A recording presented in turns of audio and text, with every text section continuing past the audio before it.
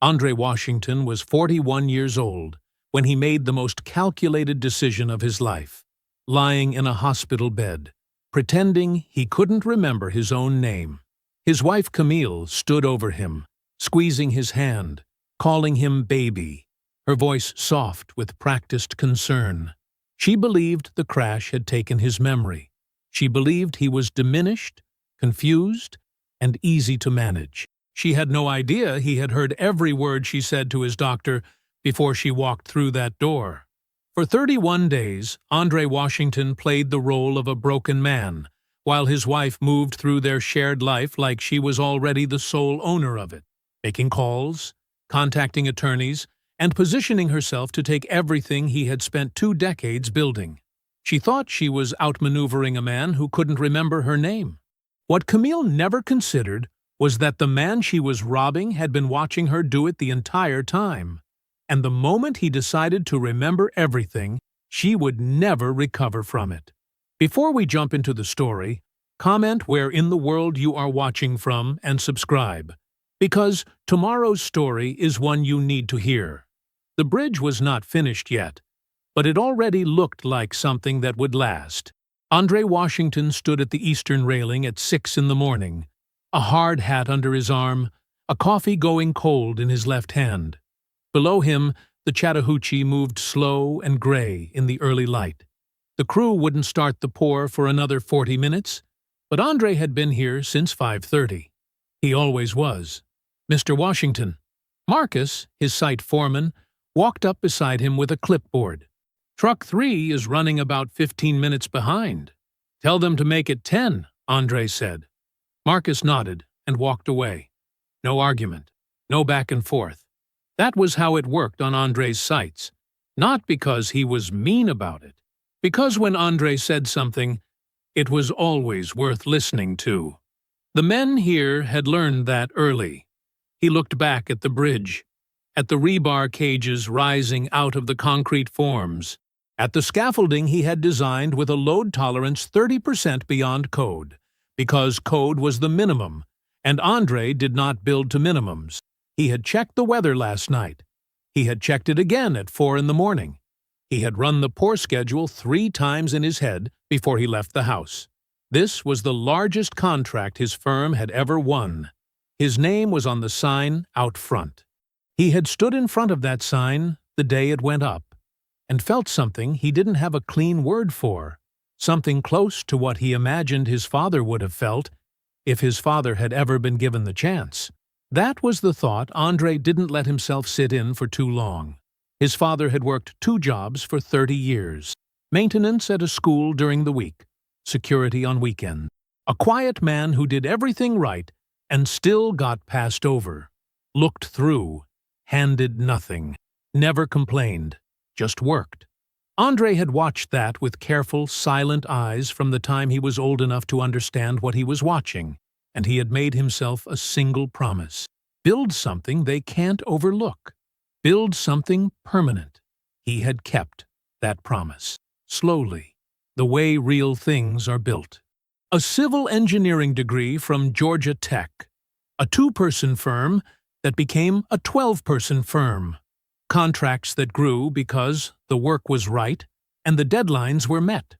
A reputation that moved through Atlanta's construction and development world like a quiet current. Reliable, exacting. Andre Washington's name means it gets done. He sipped the cold coffee and watched the first truck pull onto the site. He left the site at 8:40 that night. The rain had started around 6 and hadn't let up. It came down in long, steady sheets across the highway, the kind of rain that blurred taillights into orange smears and made every car look like it was moving through fog. Andre drove with both hands on the wheel. He kept the radio off.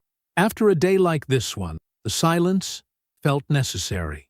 He thought about the house as he drove. The big Craftsman on Ellsworth Avenue, the one with the porch Camille had picked out before they even looked at the floor plan. 8 years ago, they had stood in the driveway with the realtor, and Camille had said, "That porch is where I'll have my morning coffee for the rest of my life." And Andre had smiled, and meant it when he smiled. 8 years. He turned the thought over the way he turned most things over. Quietly. Carefully. No children. That one still sat somewhere low in his chest, if he let himself feel it. He had wanted kids. He'd said so clearly. More than once. Camille always had a reason to wait. Her business, the timing, the house needing work first, a trip they hadn't taken yet. He had stopped bringing it up about 2 years ago, not because he had stopped wanting, because he had learned that some conversations went in circles, and he was not a man who liked circles. And then there were the other things, small things, the kind of things that don't announce themselves. In February, Camille had asked about refinancing the house, which was fine. Interest rates were what they were. But the questions she asked were not questions about rates. They were questions about what the house appraised at, and what equity they were sitting on. He had answered and moved on, and filed it somewhere in the back of his mind. In April, when he updated the life insurance policy, she had sat across the kitchen table and looked at the documents more carefully than he expected. She asked about the payout structure. She asked about beneficiary changes. He had put the papers in the folder and told her he'd handle it. And she had nodded, and neither of them mentioned it again. Victor's calls. That was the newest one. Camille's older brother had never been André's favorite person. Too loud, too certain of himself for a man who hadn't built much. But lately, he was calling twice a week, maybe more. André could hear Camille's voice lower when she took those calls, the way it lowered when she didn't want sound traveling down the hallway. He noticed all of it. He always noticed. He just hadn't decided yet what he was going to do with it. The traffic light up ahead was green. He was still thinking about Victor's calls when the truck came through the red. The headlights were enormous and instant, and there was no time. Not for braking, not for turning, not for a single word. Just the glass and the impact, and then nothing at all. He came back in pieces. Light first. A white ceiling, blurred at the edges, swimming above him like something seen from underwater. Then sound.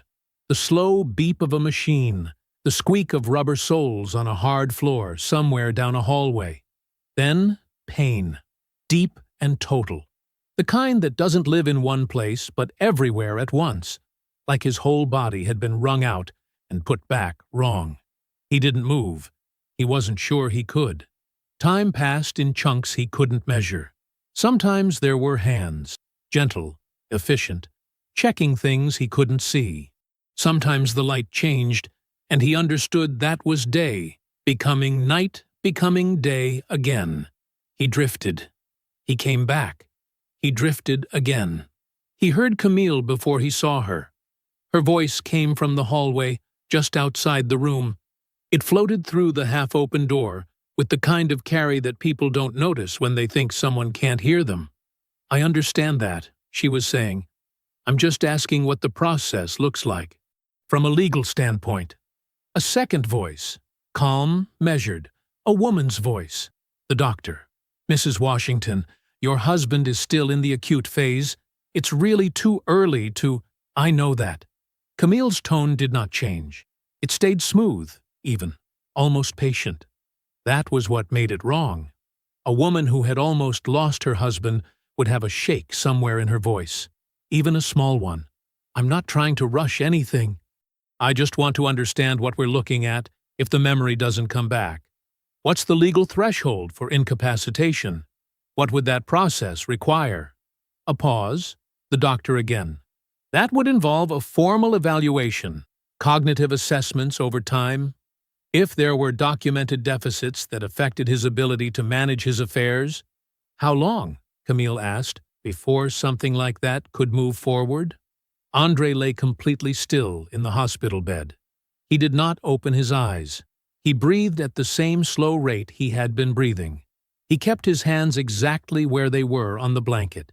He did not move a single muscle that he didn't have to move. But inside, behind the stillness, his mind was already working, the way it always worked, measuring, cataloging, turning the thing over from every angle to see where it held and where it didn't.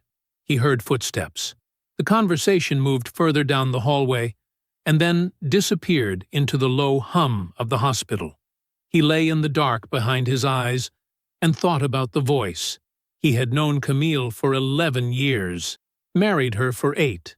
He knew the voice she used when she was angry and pretending she wasn't. He knew the voice she used when she wanted something. He knew the voice she used at dinner parties. Warm, a little musical, calibrated for whatever room she was in. The voice in the hallway was none of those. The voice in the hallway was the voice of someone running numbers. The next morning, the doctor came in alone. She was a compact woman in her 50s, with close-cut natural hair and reading glasses that she wore pushed up on her forehead when she wasn't using them. Her name was on the whiteboard across from the bed. Dr. A. Solis, Neurology. She moved through the room with the quiet efficiency of someone who had done this 1,000 times and was not performing care, just delivering it. She ran through the assessment, followed her pen light, answered his questions about what had happened and what was broken and what wasn't. She was honest and specific, and Andre appreciated that. Then she said it. Given the nature of the trauma, Mr. Washington, some degree of memory disruption would not be unexpected. It's medically plausible. We'd need to run further assessments to understand the full picture. But if someone believed I had lost memory, Andre said. Dr. Solis stopped. What would they do? He said. What's the next step? Legally, I mean. She looked at him for a moment. The question was unusual, and they both knew it. There would be cognitive evaluations, observation over time. If someone wanted to establish that you couldn't manage your own affairs, they'd pursue a formal finding of incapacity. Petition the court. It's not quick, but it can move. Andre nodded once. I need one thing from you, he said. His voice was quiet and level. Don't share anything about my cognitive clarity with anyone but me. Not my wife. Not anyone who comes in after her. Dr. Solis was still. Her expression didn't give much away, but he saw her thinking. Mr. Washington, you're not certain yourself, he said. That's the honest answer. And patient confidentiality is patient confidentiality. She looked at him for a long moment. Then she wrote something in her chart, closed it, and said, I'll be back this afternoon. She left without confirming and without refusing. For his purposes, that was the same as yes. Camille arrived an hour later. Andre heard the door and let his eyes open slowly, the way a man opens his eyes when the light still hurts, when the world is still not quite solid. He let his gaze travel across the ceiling before it found her. He blinked twice, let his brow pull in, just slightly, like a man reaching for something he can't quite close his hand around. Baby. Her voice was soft. She crossed to the bed and took his hand in both of hers. Warm, gentle. He looked at her face. He made it take a moment. Camille, he said. Slow, a little rough. Like the name had weight he wasn't sure he could carry. She exhaled. He felt it through her hands. He watched her face, the way it settled after the breath left her. There was something in it that loosened, something that came down and smoothed over. And he knew that expression. He had seen it before. Not on her face. On the face of a man at a bid opening, reading a number that came in under budget. It was not relief. It was the look of someone whose plan had just moved forward. Darnell showed up on day 3. He came through the door the way he always moved. Not loud, not slow, just present. A big man who had learned somewhere along the way that you don't have to announce yourself if you belong. He was wearing a work jacket with the Washington Contracting logo on the chest, and he had sawdust on his boots, and he looked like a man who had come straight from a job site because he had. He stopped just inside the doorway and looked at Andre in the bed, the tubes, the monitors, the bruised and swollen face, and something moved through his expression that he didn't try to hide, something that was grief and anger at the same time. Hey, Darnell said. Hey, Andre said. slow and flat, like a man hearing his own voice from a distance. Darnell pulled the chair close to the bed, sat down. Camille had gone to the vending machine on the floor below. She'd mentioned it as she left, giving them the room with a smile that was perfectly pitched between loving wife and gracious hostess. Andre had clocked the moment she cleared the doorway. He turned his head and looked at his brother directly, and dropped everything. "Listen to me," Andre said. His voice was low and completely clear. Nothing slow about it, nothing rough, just him. "Before I was off the ventilator, she was in that hallway asking the doctor about incapacitation. Legal process, timeline, how long it takes." Darnell went very still. "She didn't know I could hear her," Andre said. "Nobody does. I need you to keep it that way. You walk back in here, you act like your brother's not all the way there. You understand?" Darnell looked at him. The shock moved across his face, clean and honest. It didn't linger. It burned off, the way shock does when a man decides what he's going to do with the thing that caused it. He gave one hard nod. "Tell nobody," Andre said. "Nobody," Darnell said. The door opened. Camille came back in with a bottle of water, her bag over one shoulder, her phone in her other hand. She looked between the two of them with a warm, practiced smile. "He giving you a hard time?" she said to Darnell. Darnell leaned back in the chair and rubbed the back of his neck, his face soft and tired. "Just good to see him," he said. Camille set her bag on the windowsill and her phone face down on the bedside table. She pulled up a chair on the other side of the bed and took Andre's hand again. They sat like that. A family in a hospital room. To anyone looking in through the glass, that's exactly what it was. The phone buzzed. The screen lit up against the white of the bedside table. Just for a second, but enough. Andre's eyes moved to it without his head turning. The preview sat there in the notification bar, bright and clear. "V. Did you get the POA paperwork from the attorney yet? We need to move before—" The screen went dark. Camille reached over without looking and turned the phone over to face down. She kept talking. Something about the parking situation, about how far she'd had to walk from the garage, and her voice didn't miss a single beat. Andre looked at the ceiling. He didn't move. He didn't blink faster. He breathed at the same rate he had been breathing. He catalogued. POA, power of attorney. The attorney. Not her attorney, not their attorney. The attorney. Someone already identified. Someone already in motion. And V was not a contact you assigned a single letter to by accident. A single letter meant the name was familiar enough that it didn't need to be spelled out. A single letter meant someone who had been in her phone a long time. We need to move before... Before what? Before he got better. Before he could object. Before the window closed. Andre lay in the hospital bed and let Camille hold his hand. She was not careful enough, it turned out. Or she was careful enough for the man she believed she was dealing with. Just not for Andre. Over the next 11 days, Darnell came every afternoon, sometimes twice. He would sit with Andre, and when Camille stepped out, to get food, to take a call, to use the restroom, Darnell would report in a low, fast voice, like a man reading off a list. A call to a separate attorney's office. Not their family attorney. Someone new. A conversation with Marcus, Andre's operations manager at the firm. Darnell hadn't heard the whole thing, but Marcus had mentioned it to a colleague who'd mentioned it to Darnell.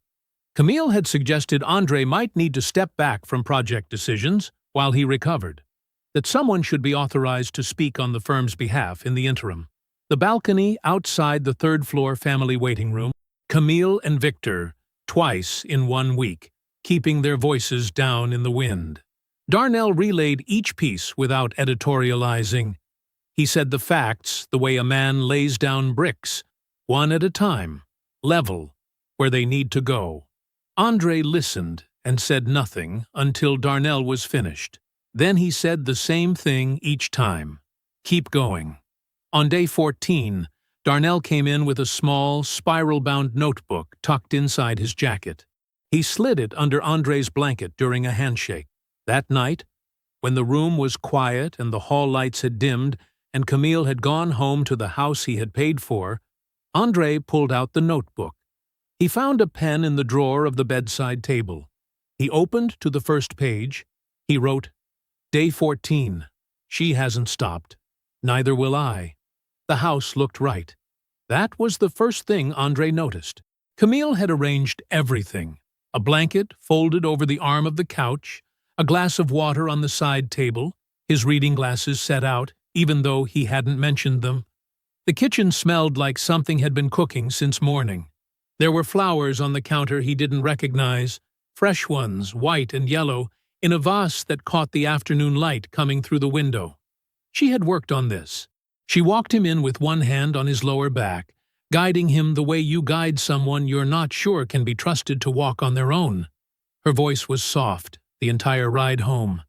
"The steps, baby. Take them slow. You okay? You need water?" She had glanced over at him at every red light. Andre moved through the house like he was reading it for the first time. He touched the back of the couch. He stopped in the hallway and looked at a framed photo on the wall, the two of them at the coast, maybe 4 years back, and held his gaze there just a half-second too long. "You remember that trip?" Camille asked from behind him. He looked at her, blinked, let something uncertain cross his face. "We'll make new ones," she said, and squeezed his arm. She settled him on the couch. She brought soup he didn't ask for. She turned the television to a channel she said he used to like. She used the word "used," and he noticed it. And she sat across from him and watched him eat with an expression that was patient and gentle and completely unreadable underneath. He ate the soup. He let his spoon move slowly. He asked once where the bathroom was, even though he had used that bathroom 4,000 times. Camille told him. She smiled when she said it. Warm as anything. By 9 o'clock, she was in the bedroom with her phone and a glass of wine and the low sound of a streaming show coming through the cracked door. Darnell came through the back. Andre had left the rear door off the kitchen unlatched when Camille helped him inside that afternoon. A small thing, done while she was focused on the steps. Darnell had a key anyway, but this was cleaner. No sound, no mechanism, just a door that opened. Andre sat in the dim living room and did not move while Darnell went to work in the office at the end of the hall. He could hear almost nothing. Darnell was careful. He always had been. 20 minutes, maybe 25. Then the soft sound of the back door pulling shut again. Darnell came back at 11. By then, Camille had been asleep for 40 minutes. Andre had lain next to her in the dark and listened to her breathing slow and level out. And then he had waited another 10 minutes beyond that before he slipped out of the bed and went to the back door. They sat together at the kitchen table with the overhead light off and the small light above the stove on, just enough to see. Darnell laid his phone face up on the table and swiped through the photographs one at a time. Desk surface first. Stacked files, a legal pad with phone numbers, a folder from their bank. Nothing that hit immediately. Then the filing cabinet. Andre leaned forward. There was a manila folder photographed open, flat on the cabinet drawer, and inside it was a copy of his firm's operating agreement, the one he had signed when he and his business partner had formalized the structure 6 years ago. He recognized the header, the layout, the font. He had read that document 100 times, but not like this. The margins were full. Small, precise handwriting in blue ink. Camille wrote in blue ink. Always had. Her letters were tight and neat, and he had seen them on birthday cards and grocery lists and reminder notes on the refrigerator for 8 years. He looked at the numbers, ownership percentages, broken down and annotated.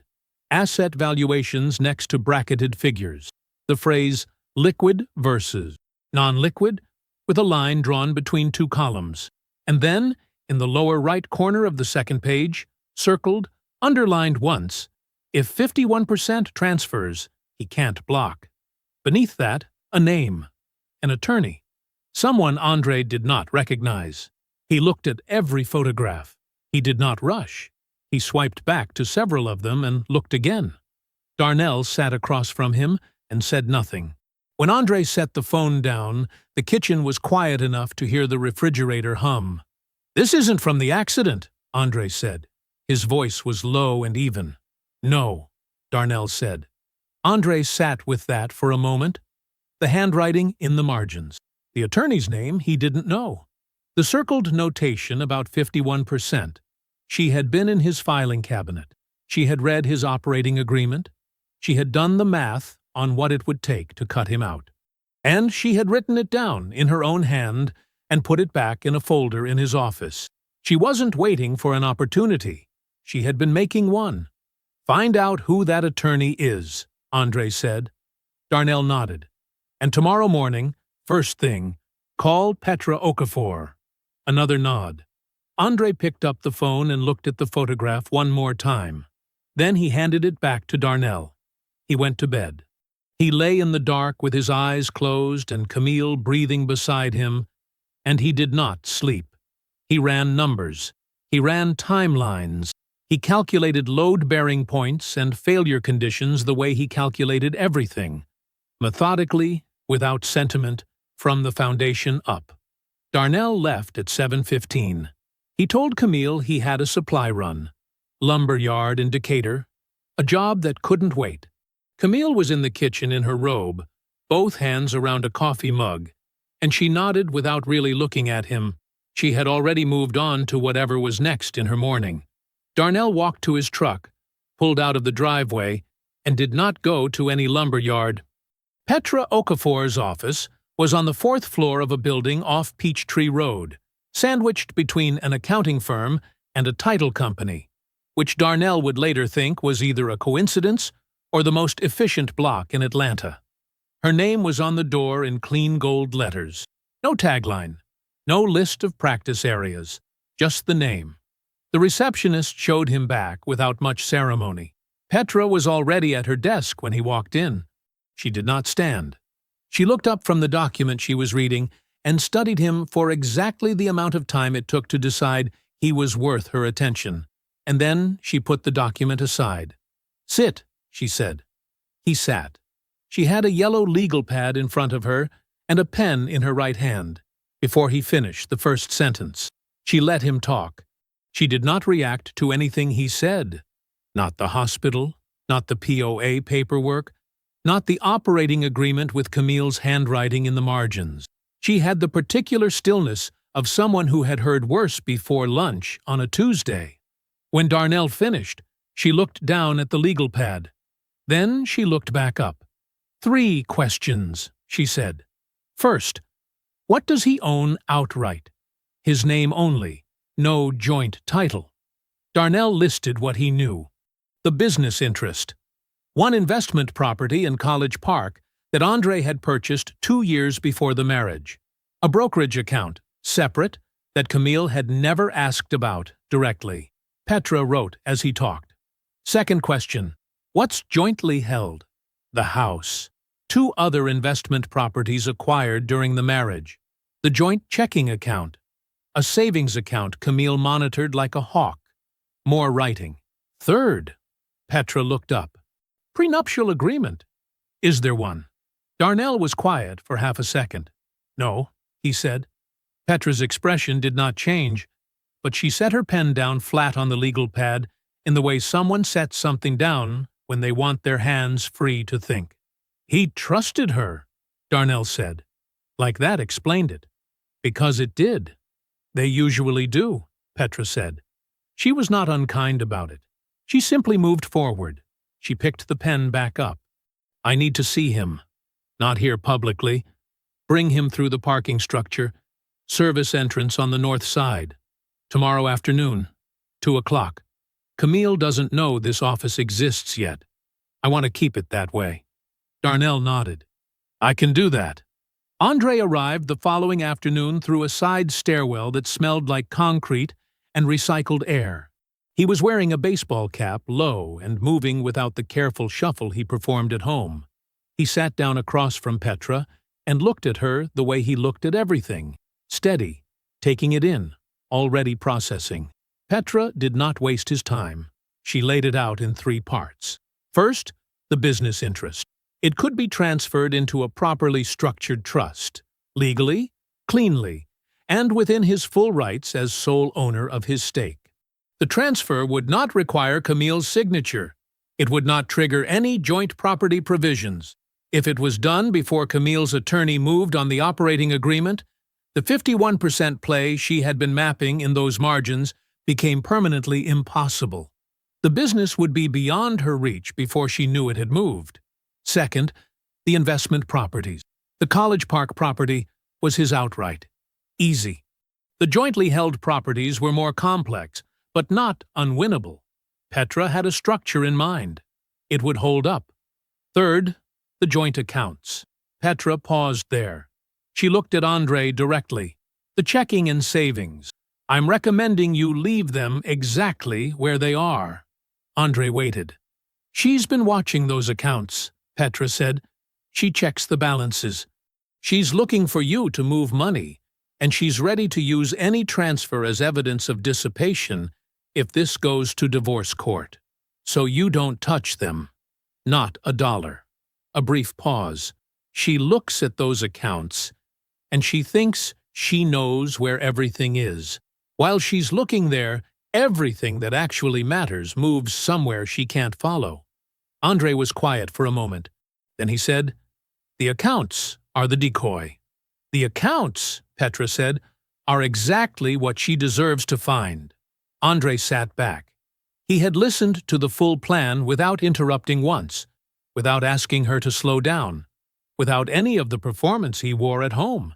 In this room, he was exactly who he was, a precise man evaluating a structure that someone else had built, checking it for load-bearing weakness, finding none. "There's a brother," he said, "Victor Hargrove. He was promised something. I don't know the full terms yet, but there's an arrangement." He looked at her. "I want the complete picture. Every arrangement, every name, every date. All of it documented and in my hands before I walk into that room." Petra looked at him for a moment. Then she wrote the name on her legal pad. 2 weeks, she said. "Come back through the same entrance." Andrei stood, pulled the cap back down, and walked out the way he came in. An hour later, he was back on his couch, moving slowly, blinking at the television, asking Camille what day it was. She told him gently, and he nodded like he was trying hard to hold on to it. The file arrived on a Tuesday. Petra's investigator had driven it to a FedEx location near Darnell's apartment, rather than to any address connected to Andrei. Darnell signed for it under his own name, carried it to his truck, and did not open it. That was not his job. Andrei had a follow-up appointment with Dr. Solis at 11 o'clock. Camille drove him, waited in the lobby with her coffee and her phone, and did not come back to the examination room. She never did. She found medical settings tedious in a way she did not bother to hide anymore. Darnell was already in the room when the nurse showed Andrei in. He had arrived separately, told the front desk he was the patient's brother and emergency contact, and been waved through without question. Dr. Solis had been briefed, not on the details, just on the fact that Andrei needed a few minutes of private time with his family before the clinical portion of the visit. She was a careful woman who had agreed to one unusual request and understood that the shape of that agreement was still active. She stepped out and closed the door. Darnell placed the envelope on the exam table. Andrei opened it. There were 11 pages. He read the first page straight through, then turned to the second, then the third. His face did not move. His breathing did not change. He read with the same focused quiet he brought to a set of engineering schematics, looking for the structure of it, the load points, the places where something could fail or had been deliberately reinforced. He read the whole thing once. Then he went back to the first page and read it again. The document was a draft agreement. 2 parties, Camille Washington, listed by her full legal name on the left, and Victor Hargrove on the right. dated January 9th, 4 months and 11 days before the truck ran the red light in the rain. The terms were not complicated. In exchange for Victor's participation in facilitating an ownership transfer of Andre's firm, Victor would receive a 15% stake in the business upon completion. There were notes in the margin, Camille's handwriting, the same tight, precise script from the operating agreement Darnell had photographed weeks ago. Timelines, contingencies, a line that read, "In the event of any delay, parties to reassess trigger conditions." Trigger conditions. She had written those words in January, before the accident, before the rain and the red light, and the hospital room where she had stood at the foot of his bed and called him baby in a voice like warm water. She had been building this before any of that. The accident had not created the plan. It had just moved up the timeline. Andre folded the documents. He placed them inside his jacket, against his chest. He put his hand flat over the outside of the jacket for just a moment, like he was checking that they were still there. Darnell had not said a word the entire time. He stood near the door with his arms crossed and watched his brother read. Now he watched his brother sit still, on the edge of the exam table, and look at a fixed point on the floor. 8 years. A house with her name on the deed, beside his. A bed they had shared every night for most of a decade. Conversations about places they would travel to, things they would build together, the particular kind of future that two people construct from shared time and chosen trust. She had been sitting inside all of that, with a document in a drawer somewhere, already written, already dated, already signed. She had not been waiting for an opportunity. She had engineered the architecture of one, and then waited for reality to hand her a door.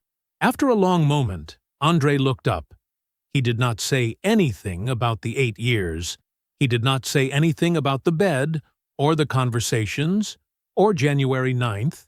He straightened his jacket, stood up from the exam table, and looked at Darnell with the steady, measuring expression of a man who has finished reading the blueprints and is now ready to begin. "She doesn't know Petra has this," he said. "No," Darnell said. Andre nodded once. Dr. Solis came back in. The appointment continued. That evening, Camille was on the back porch. Andre stood at the kitchen window with a glass of water in his hand, looking out through the glass. She had her back, partly to him. One arm crossed over her chest, the other raised, phone to her ear. She was wearing the gray cardigan she always wore in the evenings. He had bought it for her birthday 2 years ago. He watched her shoulders, the way her weight shifted to one hip, the slight tilt of her head when she was pushing a point. She was not worried. That much was clear from where he stood. She was impatient, pressing, but not worried. She had the body language of someone working a timeline they still believed they controlled. He could not hear her voice through the glass. He did not need to. What he did not know, and could not see, was the specific shape of the conversation happening on that porch. Camille's voice was low and even, the kind of low that means careful, not nervous. "He keeps missing the signature line," she said. "Every time I get close, he drifts. Last time he signed the wrong name entirely." A short pause.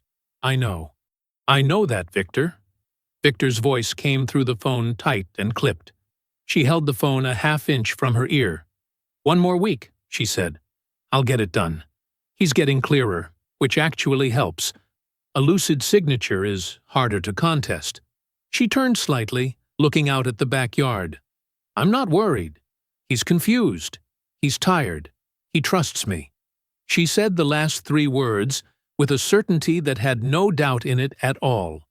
It did not occur to her, not once, not even as a shadow of a thought at the far edge of her mind, that the man she was describing was at that precise moment standing at the kitchen window, watching her hold the phone, with a folded document pressed against his chest and 31 days of careful architecture already in place around her. She believed she was managing him. She had always believed that. Andrei turned away from the window and walked down the hall to the bedroom. He sat on the edge of the bed. He reached under the mattress and pulled out the small notebook. He opened it to the last entry. Day 14. She hasn't stopped. Neither will I. He turned forward through the blank pages until he reached the next clean one.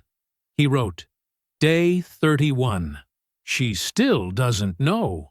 Petra's office was on the 14th floor of a building on Peachtree Street. Clean lines, good light. The kind of space that communicated competence without trying too hard.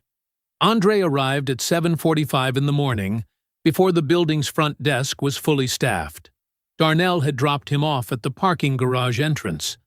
Camille believed he was at a low-key physical therapy consultation. She had offered to drive him. He had told her he needed to start doing things on his own, that it felt important for his recovery. She had smiled and said she understood. She had let him go alone because she had no reason not to. Petra was already at her desk when he walked in. She had a legal pad in front of her and a ceramic mug of coffee she had not touched. She did not stand. She gestured at the chair across from her desk and waited until he sat. It's done, she said. 2 words. She did not dress them up. Andrei looked at her steadily. All of it. All of it. She opened the folder in front of her and turned it to face him. The business interest transferred into the Ironwood Trust on Friday. Properly structured. Properly filed. Your signature on the trust documents predates anything Camille has attempted to initiate by 11 days. She turned to the next page. The 3 investment properties have been retitled. 2 into the trust, 1 into an LLC you now wholly control. Again, all executed before she made a single move that would hold up in court. Andrei scanned the pages. She let him. The joint accounts, he said. Untouched. Exactly as we discussed. A brief pause. She has checked that account balance twice in the last 2 weeks, based on the access log your bank flagged. She is watching those funds. Good. She will keep watching them, Petra said, and miss everything else. Andrei closed the folder. He sat back in the chair, one hand resting flat on the armrest. He was not relieved. Not exactly. Relief implies you were afraid something would not work. Andrei had designed this structure piece by piece and had trusted the construction. What he felt was closer to the quiet satisfaction of a man who has run the load calculations and confirmed that the numbers hold. My partner, he said. Marcus comes in at 9. Marcus Webb had co-founded the firm with Andrei 11 years ago. He was a year older, an inch shorter, and the only person besides Darnell who had been told the full picture, told it carefully, in a single conversation, with documentation laid out in front of him so that nothing was left to interpretation. He had listened to all of it without interrupting. Then he had asked one question. How do you want to handle the operating agreement? That had told Andrei everything he needed to know about Marcus. When Marcus arrived at Petra's office at 9, he sat down, read through the restructured operating agreement with the same unhurried attention he gave to every contract, and signed at the bottom of each page. The restructured agreement formalized the ownership structure in a way that made any future transfer of controlling interest, the 51% that Camille's margin notes had circled and underlined, not just difficult, but permanently impossible without Marcus's explicit consent. What Camille had planned required Andrei's signature and a compliant partner. She had never counted on the partner. Marcus capped his pen and placed it on Petra's desk. He looked at Andrei. I'll be there, he said. The invitation to Camille was delivered that afternoon. Not by Andrei, by Petra's office, in the form of a brief, formal letter addressed to both Andrei and Camille Washington, describing a care planning discussion to be held at their residence. The letter named the participants in deliberate and carefully chosen language. Andrei's attending physician, his brother, and a financial advisor engaged to review the household situation during Andrei's recovery period. The language was clinical and unremarkable. The kind of letter a careful attorney's office might generate as a matter of routine. Nothing in it would give a careful reader pause. Camille read it at the kitchen counter, while André sat at the table eating lunch, staring vaguely in the direction of the window. "This is next Thursday," she said. André said. "That's fine. That's good, actually." She set the letter down. Her voice had the particular smoothness it got when she was deciding something. "I'm going to ask Victor to come, just for support. Would that bother you?" André looked at her slowly, the way a man looks when he is assembling a thought from scattered pieces. "Victor," he said, like he was trying the word out. "My brother," she said, patient, warm. "You know Victor." André nodded, soft and unsteady. "Okay," he said. She patted his hand and took the letter to the other room.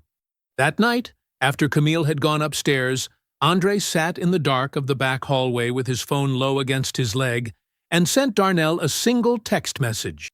It contained no explanation, just a list of names: Petra, Dr. Solis, Marcus, you, her attorney, she'll bring one, Victor.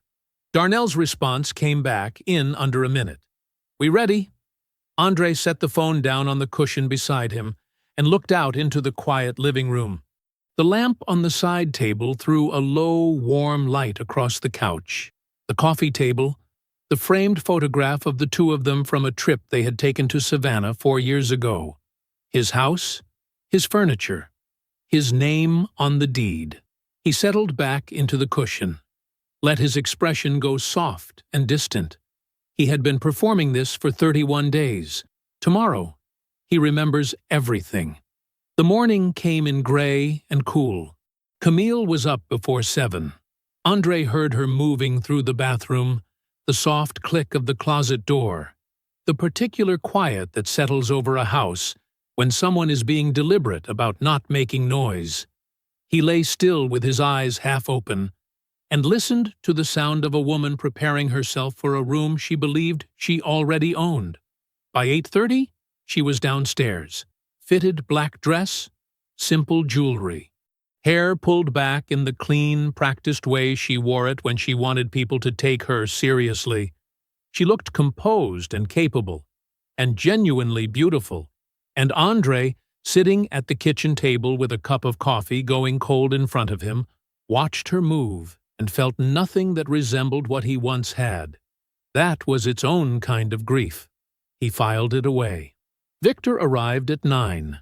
He knocked twice and let himself in the way a man does when he believes the house is already, in some functional sense, his family's territory. He was broad-shouldered, dressed in a collared shirt he had ironed carefully, and he carried the particular energy of someone who had rehearsed his own calmness. He gave André a look on the way to the kitchen. Brief, assessing. The look a man gives a problem he considers already solved. "Morning, André," he said. André blinked at him slowly. "Morning," he said. Victor moved past him without another word. André stared at the window. The others arrived just before 10. They came together, not by accident, but by design, because André had asked Petra to coordinate the timing, and Petra had done it exactly. Dr. Solis with her soft leather bag, Petra with a flat document case held against her side like a blade in a sheath. Marcus Webb, quiet and steady in a dark blazer, who looked around the room when he walked in and made brief, direct eye contact with André before finding his seat. Darnell last, who came in without ceremony and moved to the far corner of the room with his arms loosely at his sides, like a man simply finding somewhere to stand. Camille welcomed them with warmth she had prepared in advance. She offered coffee. She was gracious and unhurried. She introduced her attorney, a trim man named Carroll who had not been on any guest list, as someone she had asked to be present simply for clarity's sake. She said it pleasantly, as if the addition were obvious and small. Carroll had already opened a folder by the time the room settled. André sat on the couch. His posture was slightly rounded. His eyes moved around the room with the mild, unfocused quality he had practiced for 31 days. He held his coffee mug in both hands. Dr. Solis spoke first. A brief clinical summary, language measured and professional. Significant head trauma. Reasonable expectation of cognitive disruption during recovery. Monitoring continues. Carol leaned forward before she had fully finished. Given that context, he said, I think it would be useful to discuss. Andre stood up. Not slowly, not uncertainly, not like a man collecting himself piece by piece. He stood the way a man stands when he has been sitting by choice. The room registered it. Camille's chin lifted almost imperceptibly. Victor went still. Carol stopped mid-sentence, his mouth still slightly open. Andre looked at Carol. His voice was quiet and even. Close the folder. Carol glanced at Camille. Camille's expression held. Mr. Washington, Carol began. I understand this may be. I said close the folder. Not louder. Flatter. The tone of a man who will not be saying it again. Carol closed it. Andre did not look at him after that. He turned to the coffee table, and he set down his mug, and he reached into the inside pocket of his jacket and placed a folded stack of documents on the surface in front of him. He straightened up. He looked at his wife. Camille met his eyes. Something moved behind hers, quick, small, and immediately suppressed. She was still working. He could see it. Even now. He began to speak. November 9th. His voice was measured. No theater in it. You called the insurance company at 2:17 in the afternoon. The policy number you gave them was the one on the document you photographed on my desk in September. I know the date of that, too. He laid the first document on the table. November 15th, the hospital hallway. You asked Dr. Solis how long a memory loss patient could legally be considered incapacitated. I was conscious. I heard every word. A second document. Day 2 of my hospital stay. Your phone. Victor's message. Did you get the POA paperwork from the attorney yet? We need to move before. He paused for exactly one beat. I read it before the screen went dark. Camille said, Andre. He kept speaking. Not over her. Through her. The way a current moves through a space regardless of what is placed in it. The operating agreement, your handwriting in the margin. If 51% transfers, he can't block. The name of an attorney I've never hired. The document landed on the table. And this. He placed the last document at the center of the pile. A draft contract. Your signature. Victor's name. 15% of a company he contributed nothing to. He looked up. Dated 4 months before a truck ran a red light. Camille's voice came sharp and fast. You don't understand what you're. The insurance call. He continued as if she hadn't spoken. The hospital conversation, the text preview, the margin notes, the draft contract. He touched each document in turn. I understand all of it. I have understood all of it since day 2. Victor stood up. He rose with his full height and his full weight, and the particular intention of a man who uses his body as an argument. From the corner of the room, Darnell stood up too. He didn't say anything. He didn't move toward anyone. He just stood, steady and unhurried, and looked at Victor with an expression that communicated a single, complete idea. Victor sat back down. Andre had not turned around during any of it. He was still looking at Camille. His voice, when it came, did not rise, but it carried something that had not been in it before. Not anger, not heat, but weight. The specific gravity of a thing that has been held in place for a very long time. You spent 8 years inside a life you were planning to take from me. He let that sit for a moment. I spent 31 days learning exactly who you are. Camille's eyes were bright. Her jaw was tight. She was still fighting the reflex to manage, to redirect, to reframe, to find the angle that put her back in control of the room. He could see it happening behind her face. The machine, still running. He turned away from her. Counselor. Petra opened her folder. Petra did not stand. She didn't need to. She set the document case flat on the coffee table, unzipped it with one clean motion, and began placing pages in a row like a hand of cards laid face up at the end of a game. Her movements were unhurried, precise, the movements of someone who has done this many times and finds no drama in it, only the satisfying mechanics of work completed correctly. Washington Family Trust, she said. Executed and filed 14 days ago. She tapped the first document. The business interest, all of it, transferred into a revocable trust with Mr. Washington as sole trustee. She moved to the next page. The Cascade Road property, the Bankhead investment property, both retitled. Another page. The joint accounts remain untouched, exactly as they were. She looked up briefly, not at Camille, but at Carol. What remains in the marital estate is what Georgia law requires. Calculated to the dollar. Carol had been leaning forward, reading as Petra spoke. His finger moved slowly down the first page, then the second. He turned to the third, and he stayed there longer than the others, and the room was quiet enough that the refrigerator hum from the kitchen was audible. He closed his folder. He turned toward Camille. He didn't lower his voice quite enough. "There is nothing here that would survive discovery," he said. "Not with this paper trail. Not with these dates." Camille did not look at him. For a long moment, she looked at nothing. Her hands were folded in her lap, with the controlled precision of a woman who had been managing her own expressions for so long that the habit held even now, even here, even in this. Then it slipped. Not all at once. Not in any dramatic collapse. No raised voice. No tears streaming. It was smaller than that, and uglier for it. A tightening around her eyes. A breath that didn't quite come out right. The mask of someone who has worn it so long they forgot it was a mask. And then suddenly remember, and there is nothing underneath that they are prepared to show. "This is vindictive," she said.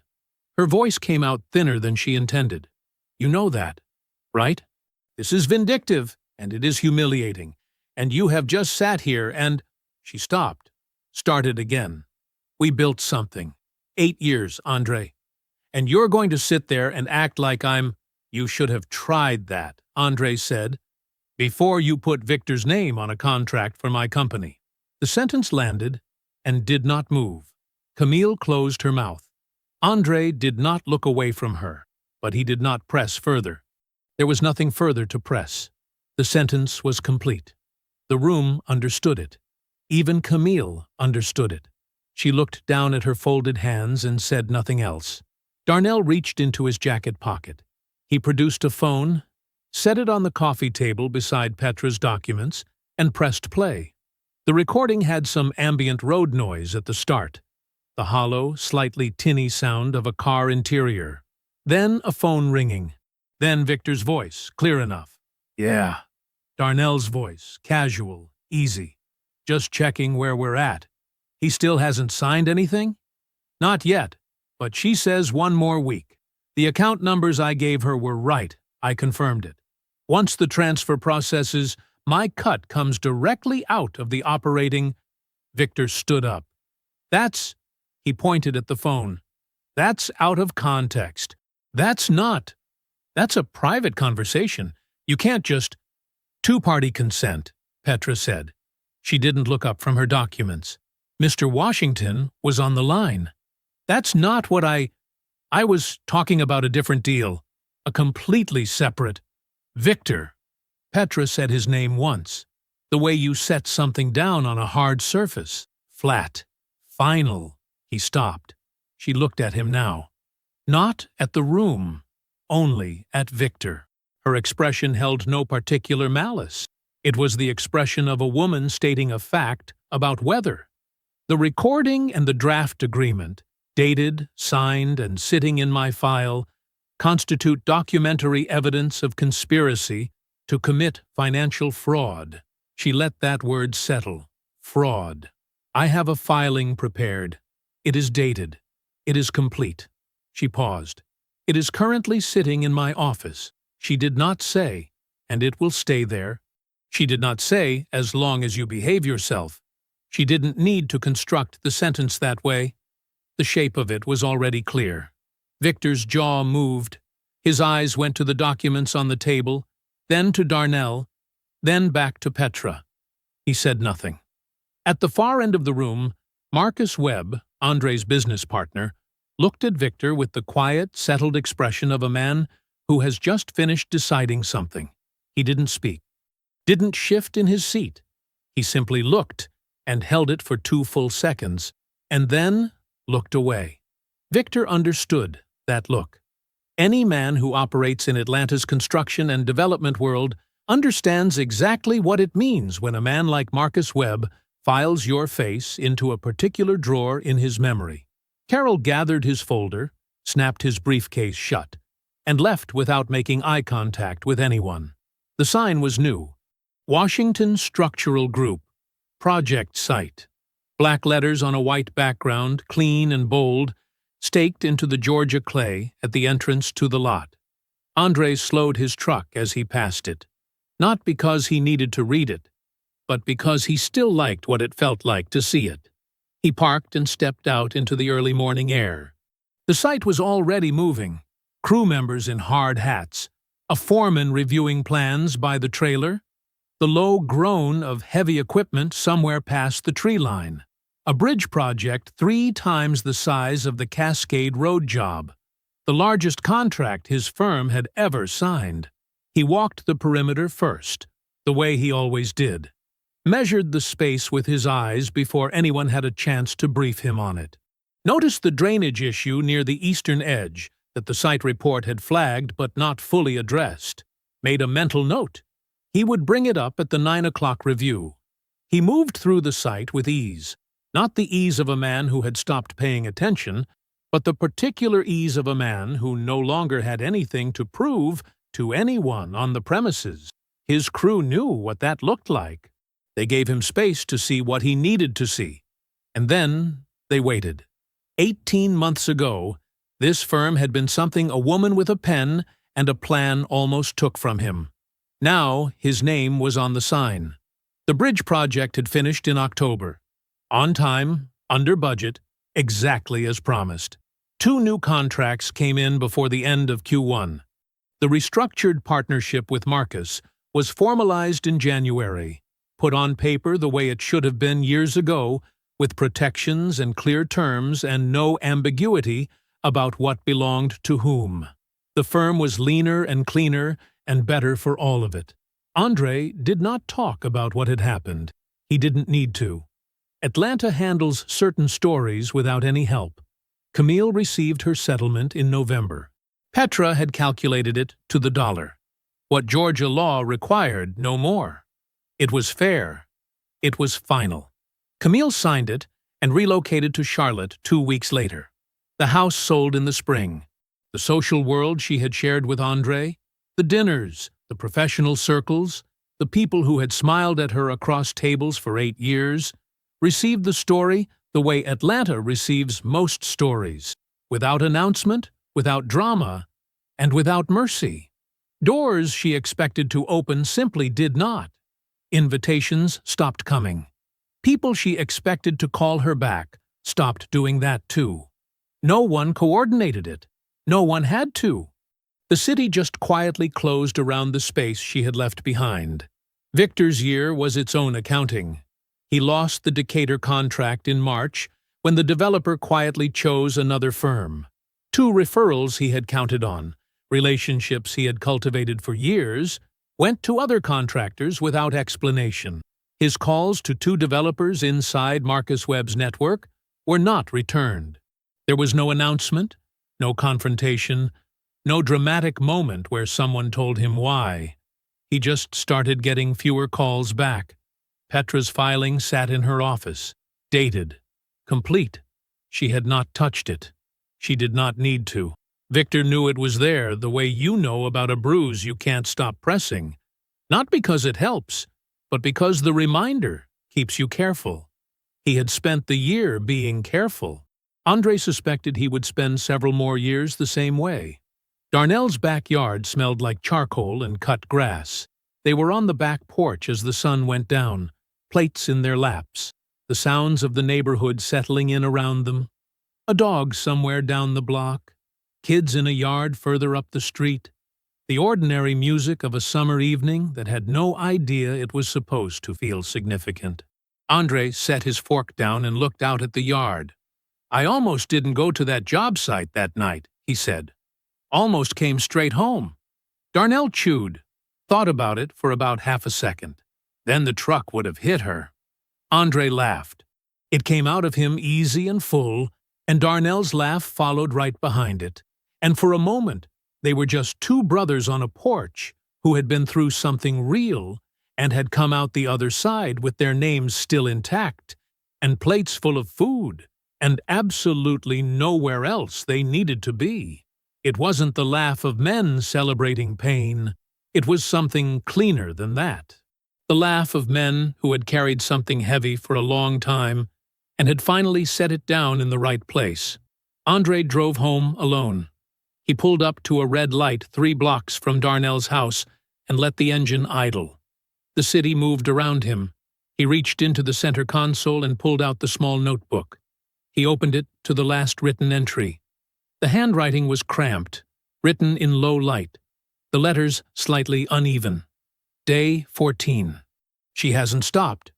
Neither will I. He looked at it for a moment, then he turned to a blank page, uncapped the pen, and wrote one word.